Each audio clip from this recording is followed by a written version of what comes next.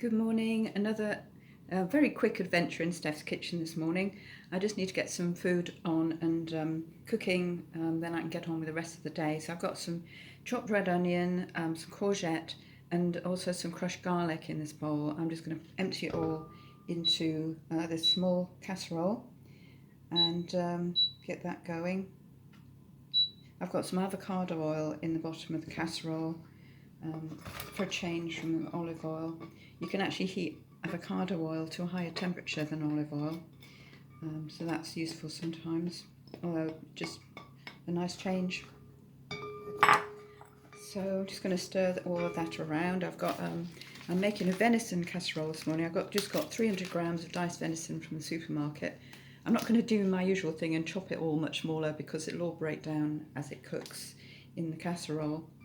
Now, there's a theory that you shouldn't really sear or really brown venison before you cook a casserole, and it's better to be gently heated because it makes the meat tense or something, and it affects the texture and the flavour. So I'm going with that. And I'm just going to, when the veg gets going a bit more, empty this into the casserole. It's kind of a leftover veg situation. I mean, it's unusual for a Saturday because it usually keeps me going till Tuesday delivery, but what I've got left today, apart from the red onion and courgettes, is some mushroom. I've still got another mushroom in the fridge, and I've got some leftover cauliflower florets as well, so those are going to go in. I also found some few blackberries in the freezer. I'm going to add those because they actually go quite well with venison. There's something a little bit sweet. I thought I had some gooseberries and they would have been nice too, but the few blackberries I picked out on Dalston Head, those will be fine in there. And that's starting to sizzle in the casserole now. So I'm going to add the meat.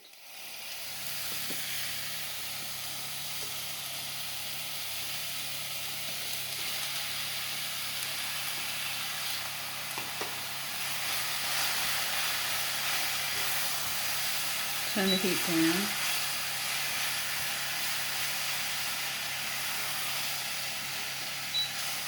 Turn it down to 1.5 for now, just so I'm not searing the meat.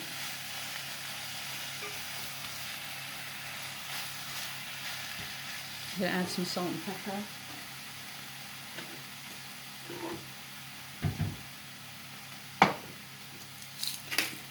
I haven't got any stock handy, so I'm just going to use water.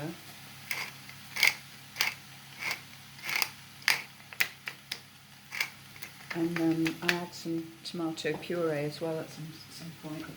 Get that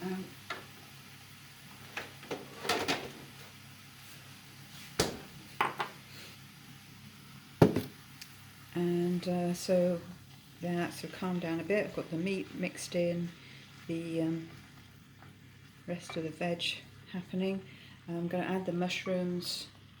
I'm not standing on ceremony with adding things. I'm just going to get things going. I've got the oven on at 160 fan, and this is going to cook according to the meat label in about 1.5 hours in the oven. I'll check it after an hour anyway. So I've got mushrooms in there now. I'm going to add, so that's what it looks like at the moment, just with the mushrooms in there, and the courgettes and the red onion and the meat and the garlic. I'm just going to add all the cauliflower florets as they come. And I'm just going to add the blackberries as well.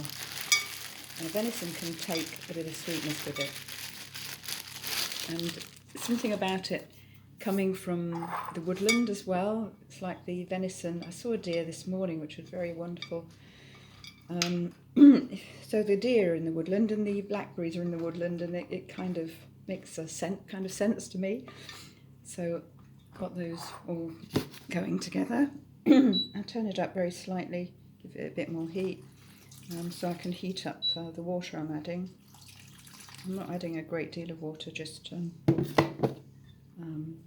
don't know, it's about just below half the level of everything else.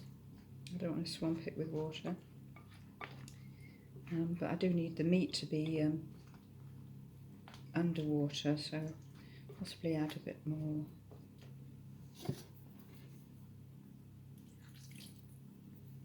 I'm going to add some tomato puree to this.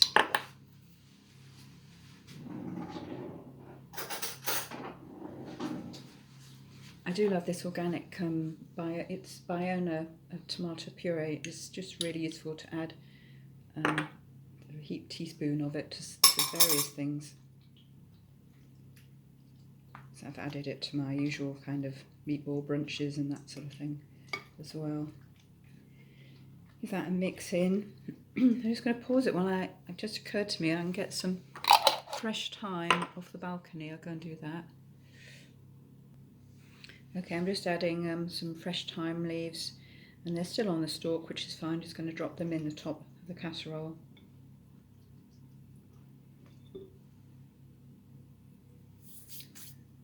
Find my lid. Tempted to add a little bit of alcohol as well.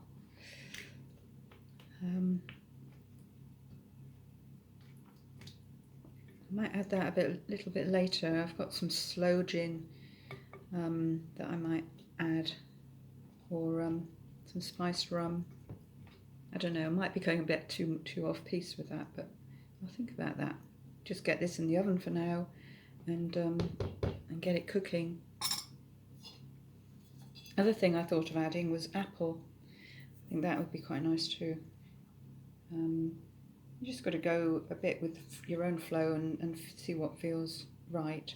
So that's what the casserole looks like at the moment, and I think that is going to be really fab. So I'm going to check that in an hour's time. Okay, it's only actually been an hour, but I've taken the casserole out of the oven, and it is done enough for me for now, and I can put it back in the oven to continue cooking on the down heat, and that is sort of what it looks like. Smells amazing, and I'm going to enjoy that with some mash later on. Thanks for watching.